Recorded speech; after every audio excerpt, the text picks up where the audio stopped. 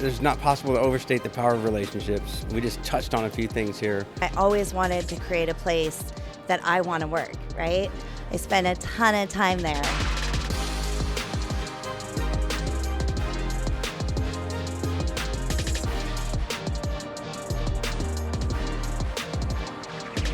Hello, everyone. It's Mandy here with Answer Force, Season 3 of the CNR's Masterclass for Power Skills. And today I have with me Kenny Brewer with JOC Analytics, and I'll hand it over to Kenny to make his introduction. Hey, Mandy, thanks for having me. Again, my name is Kenny Brewer. I'm the business manager for JOC Analytics. If you're not familiar with what we do, we are a business analytics service that works with the restoration companies to pull all their data from various softwares to really tell a tale of what's going on in their business and give them a lot of insight to what their business is. So we pull from all sorts of softwares, whether it be job management, finance, things like that, and really help them with insights into their operations. Awesome, awesome. Well, we're going to go ahead and kind of jump in from there to talk a little bit about power skills. And one thing that I think I would like to kind of move into with you is talking about maybe mentoring and or team building, going into any experiences or anything you'd want to share on that. With mentoring and team building. So yeah, I mean, I think that's a strong suit of mine, especially like a coaching aspect of it. Um, just so happens that I was a coach for 5 years, coached girls varsity basketball. So I guess you could say I'm familiar with it. But also my background is, in the military. I went to the military academy. Most of my roles have been one in which I can help mentor and coach people by way of leadership roles, right? Um, so, some of those experiences that I've had have really been focused on that. And again, coaching girls varsity basketball from a program that had really never won, and to a program that went to multiple Final Four championships. So things like that. But yeah, I have quite a bit of experience coaching, and I really just love the aspect of being able to help somebody take what they already have and help them mold that and discover it and to develop that into something that really helps them thrive as an individual, as a player, as a employee, things like that. So definitely one of my, I guess, power skills or soft skills. A little bit of both. Well, it's pretty much the same thing, and that's really awesome, Kenny. So kind of to dabble into that a little bit more, in this industry where employment is something that we tend to see is a finicky subject, right? When we start talking about employee retention and being able to work with them, and Know-How does a really great job at pointing out where a lot of those key points are, and one of them is what you're talking about. It's the ability to coach and mentor. There's so much that goes into being able to do that, and it is a skill set. And I kind of want to dabble into it. What would you say if, to a restorer who is, has a newly found team and they're trying to figure out how to take their not so winning team to becoming a winning team? What are some of the keys and the tips and tricks that you would say helped you along your journey? Yeah, I mean, that's a great question. So I'm currently in that same predicament, right? I don't want to say predicament, but I'm in the same situation where we are building a team that is really starting from a limited number of people to something that's going to be, in my eyes, very successful in helping, the restoration industry succeed, right? So, and again, like I mentioned earlier, kind of done this before when it comes to coaching girls basketball and in other businesses that I've worked for. But um, one thing that I think would really benefit people is just to understand and build a team that is building a culture, right? So if you have, um, your vision and your morals and those things that you want to build your team off of, and you know those things are right, finding people that fit that vision and that focus that you have on how you want your team to be built and how you want them to thrive and the drive that you want them to have. So selecting those people that you feel would fit that bill, and then really understanding what it is that they thrive on, right? Understanding who they are, because you're going to get a team that's just really a mixed bag of people, right? You're going to get the all-star who is just knocking it out of the park all the time and doesn't really ever need to be talked to, and you're going to get the person that kind of wants to be that type of person but doesn't know how to pull those skill sets out. And you have the person that just wants to be a good worker, and that's a great, that's great as well. And so finding exactly what that person wants and what that person needs, and then pulling that all together to make one cohesive team is kind of a formula for success, right? So understanding who you're talking to, what drives them, how you can pull those things out of your own company to give to them, whether that's mentoring them on an individual level, whether that's putting them in front of classes, whether that's teaming them up with somebody who really complements their skill sets and who they are. I think people is a huge focus, and understanding people really helps to build a strong team. That's really awesome. So what I'm hearing is communication is key, right? Like being able to listen, learn, communicate with those team members to find out what it is that their strengths and or weaknesses are, and then apply them or move them to whichever role accordingly. Yeah, absolutely. And it kind of starts in the interview process sometimes, or if you step into a role and understanding, and researching what that person needs. But really, when you're hiring somebody, I think that really applies, because you start that search then and then apply them to the role that, maybe you interview a great person, but they don't really fit that role. We just hired somebody who that kind of fit the bill on, right? He's an amazing person, has great results. The role we were hiring for didn't really fit that skill set that that person had per se. So we found a role for him that made perfect sense. And because he's the type of person that we want, maybe at the wrong time, which is never a wrong time if you have the right person, right? But we put that person in that position to help build this team because we knew it was going to be important for them to be part of what we're trying to build. That's a huge part of leadership. Like literally everything that you're saying is being able to figure out who your players are.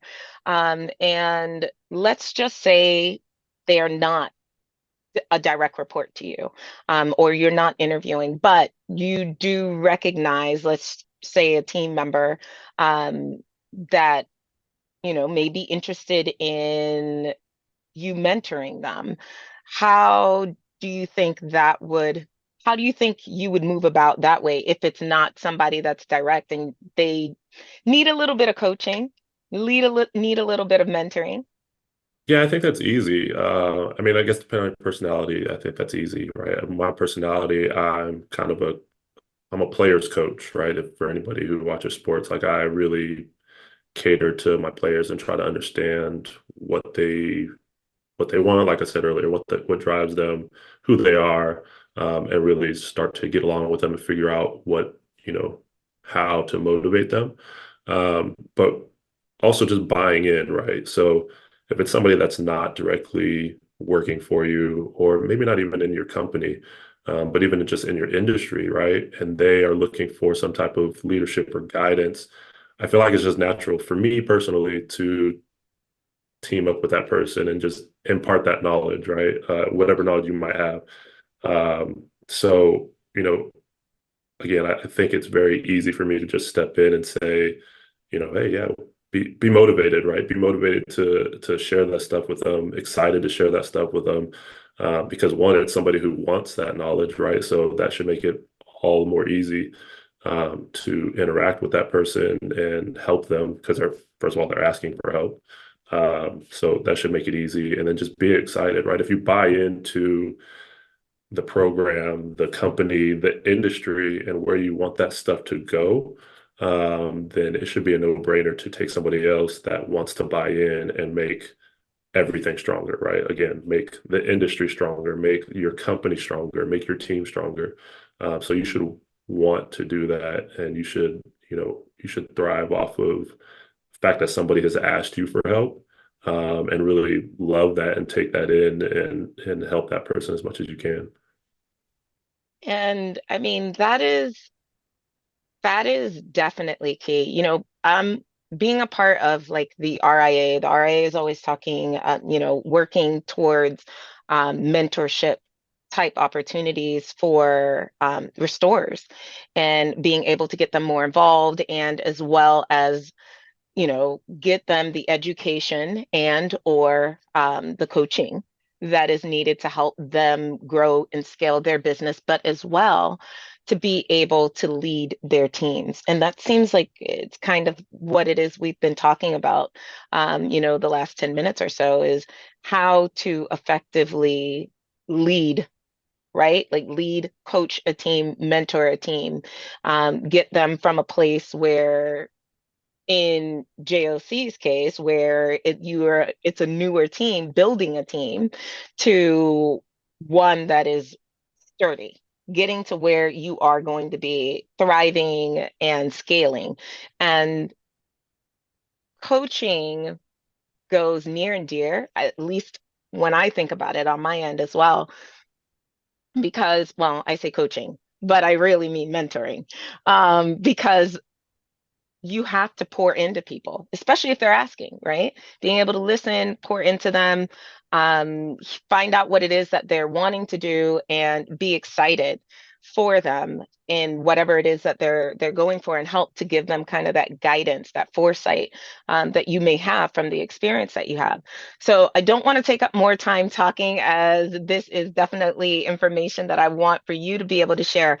As far as what do you think your number one power skill is? Um, I mean, we've been talking about it, right? I think my number one power skill is coaching with a emphasis in team building. I like to see how you can put a team together that can just really thrive and make it from, maybe something that, again, I'm just referring back to coaching a lot of times, but this applies to anything, right? A team or a sector that somebody thinks may not, have much success, and then turning that around and seeing where that goes and building that team to be highly successful, right? I mean, I saw it in the Army. I see it in coaching. I see it in my everyday business today.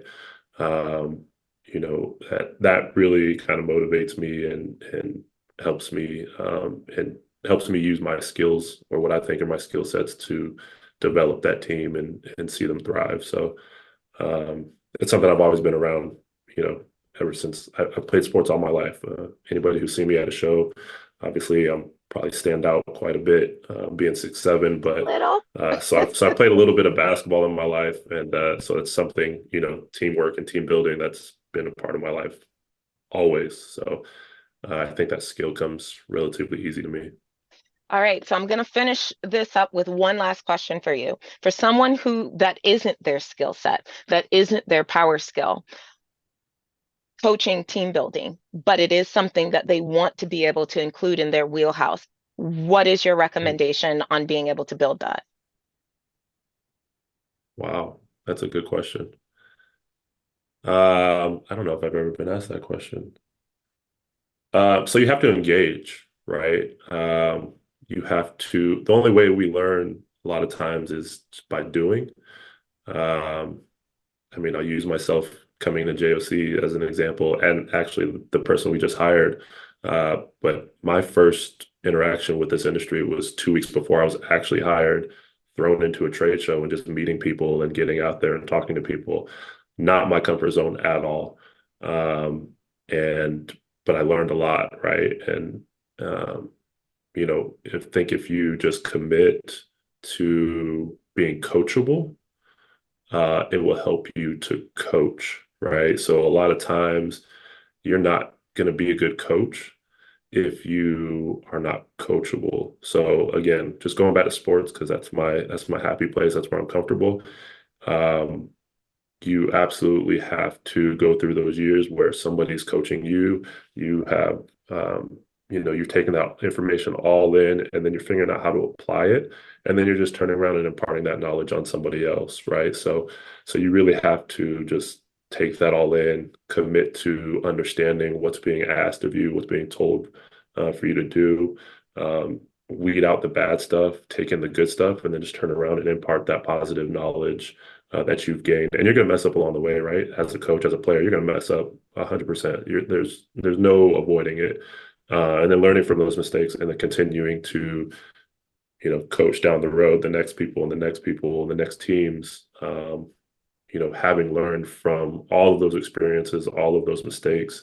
But you just really have to put yourself out there to do that, right? If you just sit there and just take it all in and take it all in, that's great. You're going to be probably a really good employee, really good asset to whoever you're working with. But if you want to step into that coaching sector where you're really helping people, then you have to put yourself out there to do so.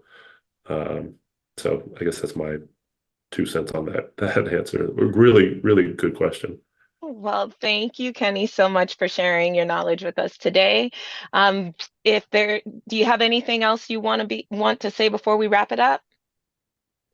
Um, no, I guess anybody who is watching this and runs into me at a show, because I'm trying to be at all of them that I possibly can.